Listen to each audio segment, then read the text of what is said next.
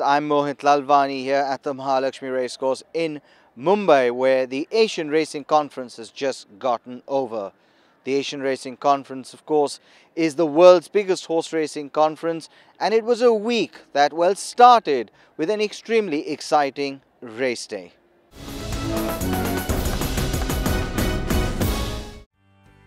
The Asian Racing Conference is the most important racing conference in Asia, if not the world, and is held every 2 years. The honour for 2016 went to India, and with over 600 high-powered delegates flying in from all over the world, it promised to be a week that would bring new and innovative ideas to the industry. The week of the 36th Asian Racing Conference began with the Asian Racing Federation Race Day, which hosted the Grade 1 Poonawalla Indian Oaks amongst a host of other races that found sponsorships from all parts of the racing world. The race meet was graced by Princess Zara Aga Khan. The race over 2,400 meters had a lineup of 17 fillies come into the parade ring, and the field included the 1,000 guineas winner Myrtlewood from India's champion trainer Pacey Shroff's yard. From a family that was best known for its milers, there were some who doubted her stamina. Wearing the blue silks, she proved to be much too strong for the others, demonstrating a turn of foot that was electric. She left the others standing still and took home the prize from the chairman of the Asian Racing Conference Working Group, Dr. Cyrus Poonawalla, and Princess Zara. Heaven is here, wave after wave, Cameroon on the outside, but Myrtlewood is well clear of Chef Dior. Myrtlewood winning the Poonawalla Indian Oaks from Chef Dior, fight for third between Shivalik Heroine and wave after wave, and Heaven is here. Well, I've only seen half the race because I got back into the stands late, so I only saw it from the 7 furlong marker, and I was watching Myrtlewood for a while. Then I lost sight of her and I suddenly saw her around the bend about 10 or 15 horses wide, and then she did it well from there. Let's see how she gets back, and well, logically it would have to be the Indian Derby.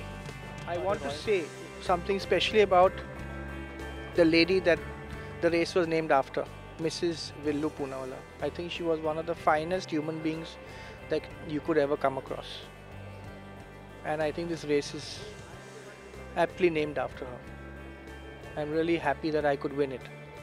The race was run in the fashion that Myrtlewood was actually second last most of the way, the first part. And when I thought that maybe she's not going to be able to keep up with the pace, she suddenly accelerated round the bend. She went 6 wide and then she came flying home. So I think as far as the race is concerned, it's a fairy book race. We had doubts on her stamina, but the way she won, she looked like she won by 4 lengths. She could have won by another 2. Well, we hope to run her in the Indian Derby next. Myrtlewood is the well-bred daughter of one of India's leading sires, multidimensional, and will target the colts in the Indian Derby this weekend.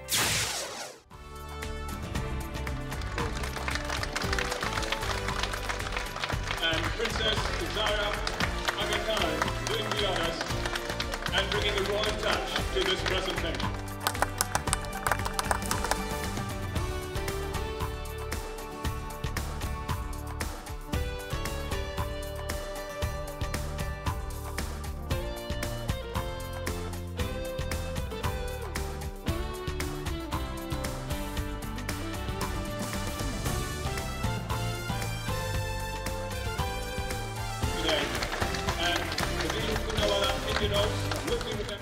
A few races earlier, India's highest stakes earner was sent out in the Breeders of India Turf Championships over 2,000 meters against 5 other rivals. With about $1 million to his credit so far, Kwasa has become one of the best middle distance runners in India in the past decade or so.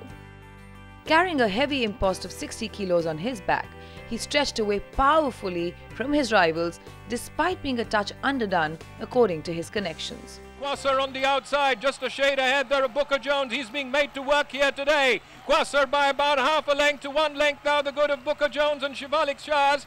But going for the line now with 100 to run. Booker Jones fighting back. Kwasar really having to work for this victory, but he's pulled away now by about 1.5 lengths there from Booker Jones. Going for the line, and Kwasar keeps his winning streak to win from Booker Jones. Then there was Shivalik Shahs followed there way behind. It was very fast run race. I'd like my partners to come, Mr. Tanmay and Mr. Padankar. So, very fast run race right from the beginning. I think it suited him broadly to win the race, but it got a little too fast in the end. I think 600, 800 from home, he was cruising still. So. I think he ran a very good race. It was a fast-paced race, as he mentioned. And let's see what we'll do afterwards. He's an excellent horse. That much only I can tell you. Kausar is a horse, I don't need to speak anything, he speaks himself. He won in a record timing mile and quarter today. And he had put on 12 kilos more than normal weight he runs. But still carrying 60 kilos he has won, and I'm still happy. And I'm sure there's more scope of him doing well better in the future. The next race I think we will be targeting for the in Chennai head in the Invitation Cup. Just keeping our fingers crossed and hoping everything goes well for him. Kwasa will next take on the Classic Crop when he targets the Invitation Cup in March. The race day was a plethora of the best that racing has to offer and a promise of what was to come the rest of the week.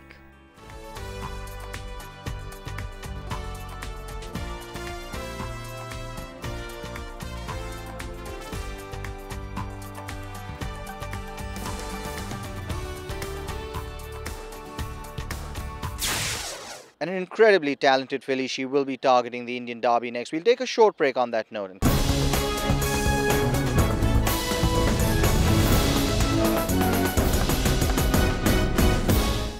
It's time now for us to take a look at the celebrations, the festivities during the Asian Racing Conference. Many believed that the hospitality, not to mention the conference, was as good if not better than the one in Hong Kong 2 years ago. 20 years ago, the Asian Racing Conference was held in Mumbai, and delegates from all around the world and the who's who of racing made their way to the city of Mumbai to attend the three-day event. The opening ceremony this time was held on Monday night, and one of Bollywood's leading ladies, Jacqueline Fernandez, brought the roof down after the ceremonial opening. The tone for the occasion was set by the opening address delivered by the guest of honour, Princess Zara Aga Khan, who had everyone in rapt attention, hanging on to every word she said. Racing and breeding have always been seen as high-end activities, a frivolity associated with silly hats. But I would like to underline the fact that 90% of the time and effort involved in creating a racehorse are anchored in the rural economy, and that most of us spend far more time in our welly boots than in our top hats. The horse industry is an important part of the rural economy, employing millions of people around the world in areas of shrinking agricultural production. It supports farms and villages. It provides permanent year-round employment to riders, lads, farriers, vets, farmers, and businesses of all kind. As my father said, you can look at the horse in human life, in agriculture and war, as a vehicle of exploration for hundreds of years back. When you think about it, the horse is one of the most extraordinary phenomena we have. This industry preserves a species and also an entire population that nurtures that species. The conference over 3 days on the 26th, 27th and 28th of January had business sessions that covered the gamut of topics ranging from wagering to handicapping, from industry profiles to drug-free racing. The first day kicked off with a session on the wagering landscape in the horse racing industry, and the first session had the chairman of the ARC who spoke about industry trends and strategies. First of all, good morning and a big welcome to all of you on behalf of the Asian Racing Federation. We have a very full agenda, and what we mentioned before, it goes from topics of movement of horses, quality control of races, and they are all very important. But we feel there is clearly one very, very important topic we want to address today, which is key to our industry, and that has to do with wagering income. If you look at a global worldwide trend, that wagering is the lifeblood of racing. If you look at income streams which wagering generate, it's different like football, where football in a way has no direct wagering income. Their main driver is broadcasting rights, which have exploded. But if you look at the wagering, at the racing industry, in the end, 70–75% of the income is generated directly or indirectly by wagering. And one has to really look at, do we galloping ahead, or do we have a development where we are not growing, where we fall into a trot?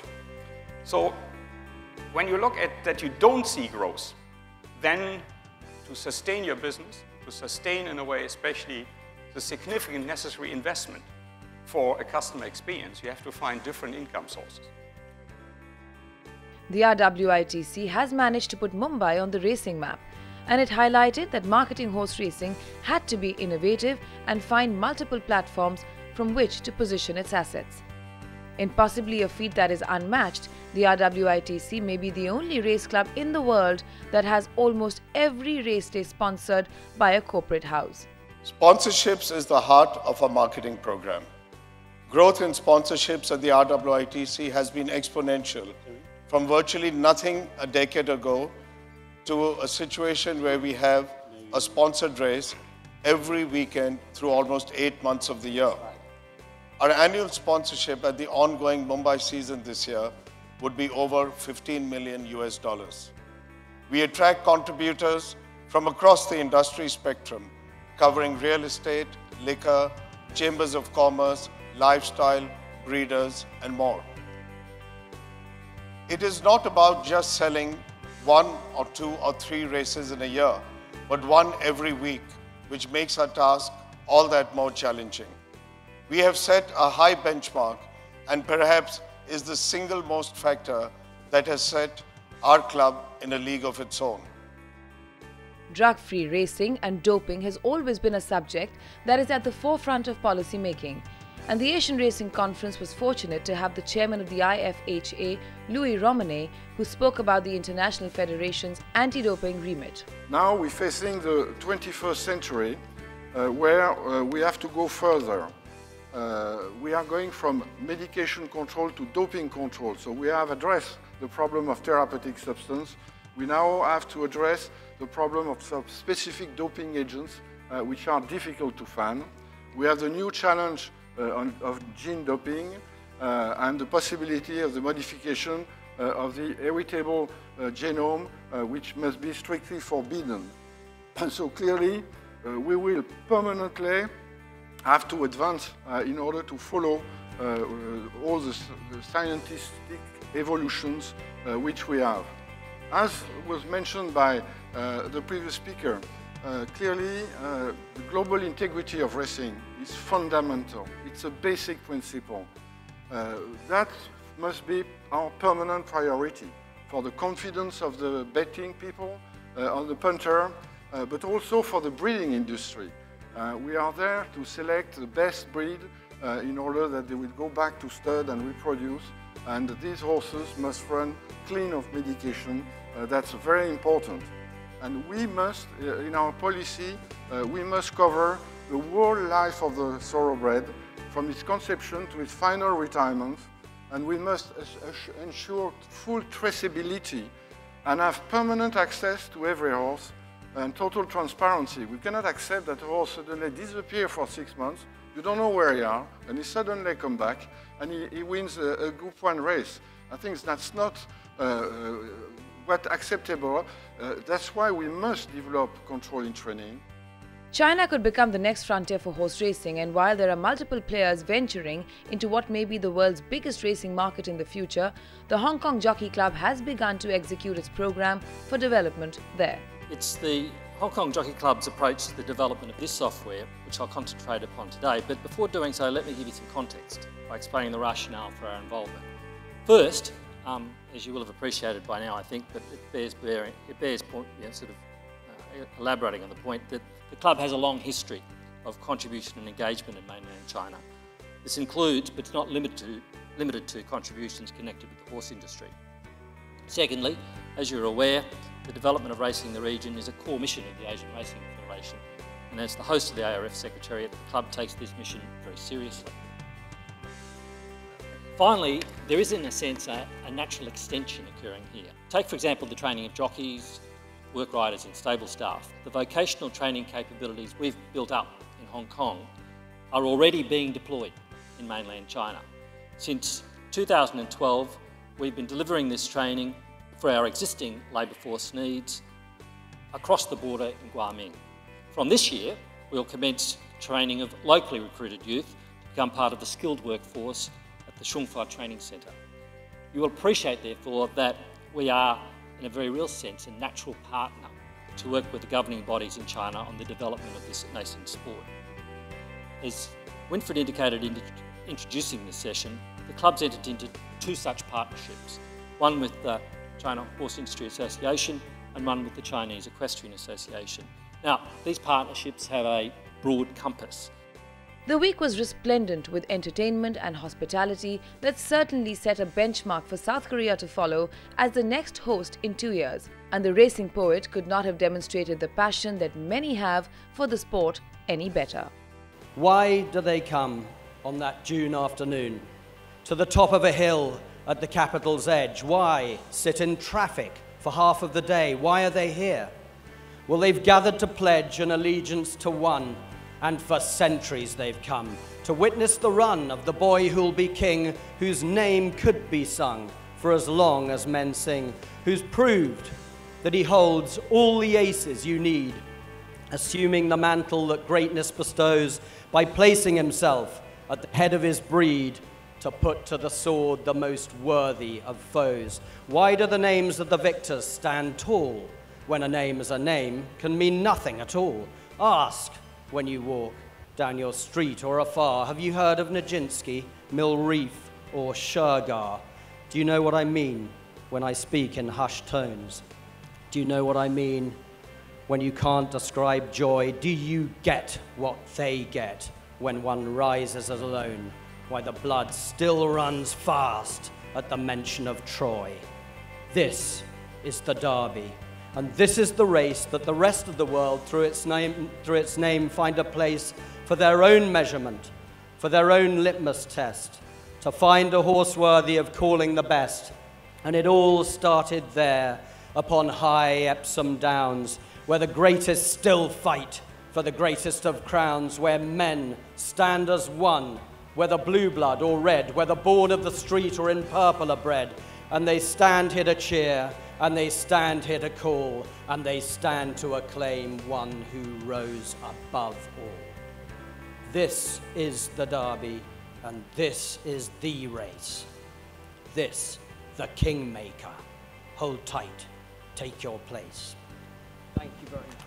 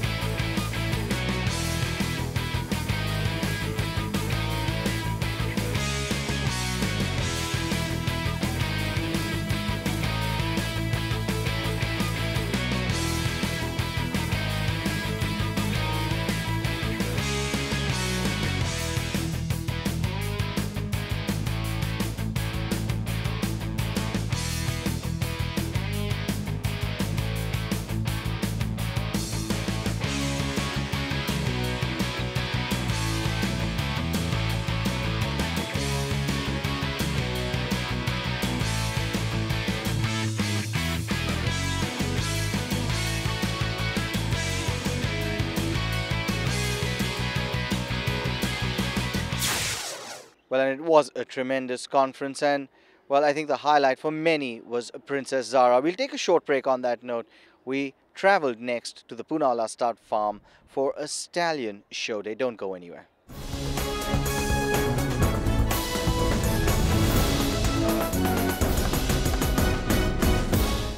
One of the leading stud farms in India is the Poonawalla Stud Farm, and there could not have been a better way to end the week of the Asian Racing Conference.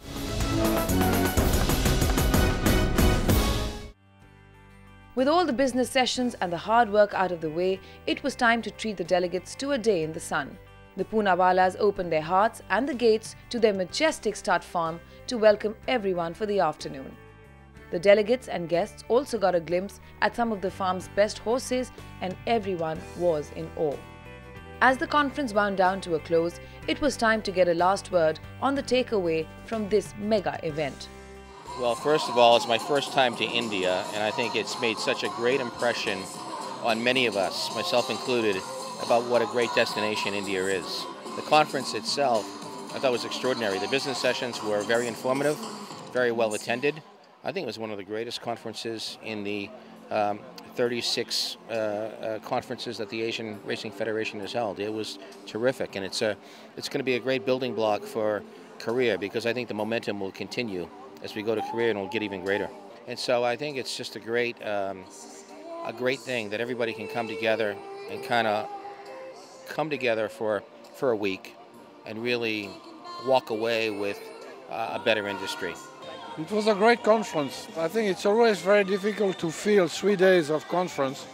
In Paris every year we have just 1 day, and all the big issues were raised, were discussed with very good panelists. A lot of new information, for example on illegal betting as a real challenge, and it was also a way for us who are taking part in all these conferences to give information to people and to teach them about the challenge of the future. It was very well organized. All the main goals were dealt with. The organization was perfect. The country is unique. So I come back home full of ideas for my next conference.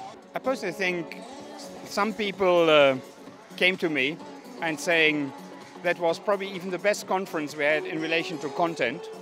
I think all the 3 days had very interesting topics, very interesting speakers. I personally think we came to very innovative ideas we came to the conclusion that we have to work closer together, especially to fight illegal gambling. And the whole colorfulness, the whole entertainment around the conference was marvelous, and therefore India has been an absolute marvelous host, and especially Cyrus Poonawalla as the chairman of the organizing committee. One word: amazing. This has been an absolutely amazing Asian Racing Conference. Indeed, all of the racing conferences that are now held around the world, this would have to be the best I've been to. Look, we have talked about a lot of stuff. We had 12 business sessions over 3 days, and then before that we had the bureau meetings, including the Stewards Conference. A lot of very important ground covered. For me, the illegal gambling problem, that stands out as something that really was explored in the required detail, and encouragingly and importantly, we now have a way forward. That's essential. A lot of the marketing ideas were wonderful, and I know that delegates, they've said to me already, they'll take those back and start to apply them, so that's great. With all the praise coming their way, the men behind the event were tired but ecstatic with having put India right up there on the global racing map. I thought it went off very well. For our country, it was fabulous. Things went uneventfully, much better than my expectations. I'm very, very pleased because after all the effort, I would term it as an outstanding success. And I asked some of the executive council members like Winfred and Andrew to give me honest feedback on how we did. And he said, you're right there at the top. So, and all the delegates, I'm happy. And that's the greatest satisfaction to hear that our visitors were happy. I think all the business sessions, there were a lot of take-home on technology and wagering especially, on medication and the way they promote racing. So there was a lot of learning across the board. And I think the evenings gave us a chance to network, and I've met some very interesting people offline. So I think it's going to be the way up and up for Indian racing from here. Well, I was nervous, but it's all work, clockwork, and I'm overwhelmed with the amount of praises that we have probably don't deserve. But there's no doubt that those who have spoken, not to me, but behind my back, and that's the important thing, have all been, never expected this put up show by India. The highlight was, of course, the zero level tolerance. There was huge participation on it. Message has gone down that the trainer is the responsible person unless he can prove that he was a victim of mitigating circumstances. And the Stewards Conference was brilliant. A lot of exchange of knowledge was taken place. These, in my opinion, were the two most important business sessions and the highlight of the conference. Thank you for being our guest. As always, till I see you on the next episode, goodbye, and as always, may the horse be with you.